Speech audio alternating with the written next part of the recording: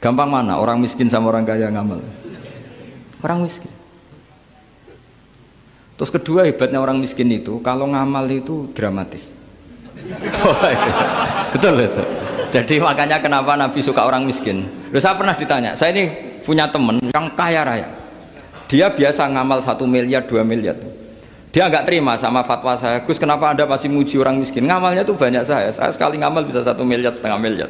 Tapi kata saya, ngamal kamu itu tidak dramatis, nggak seru kata saya. Terus dia tanya, kok bisa Gus?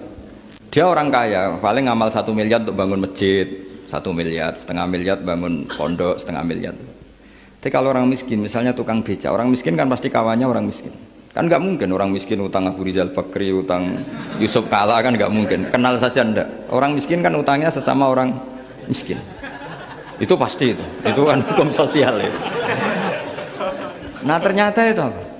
Hari itu anaknya ndak makan, hari itu istrinya mau kelahiran. Utang sesama miskin, diutangi 50.000. Tapi uang ini dramatis. Kalau hari itu nggak makan mati.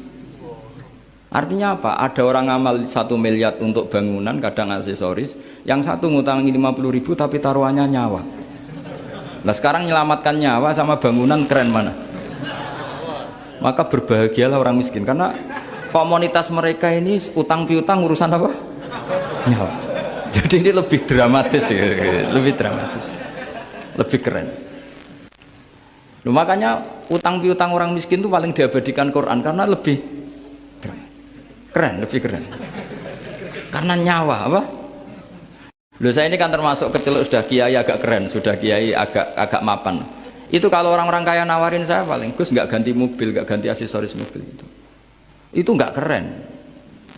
Al-Nadikan tetap ngamal pun nggak keren. Tapi kalau orang miskin, saya sering kan dengar cerita mereka orang itu ngeri. Kayak cerita yang diabadikan Quran itu, wa yu'thiruna ala anfusihim walau kana bihim khassasah. Itu Nabi ngumumkan saya punya tamu tapi hari ini saya tidak bisa hormat tamu.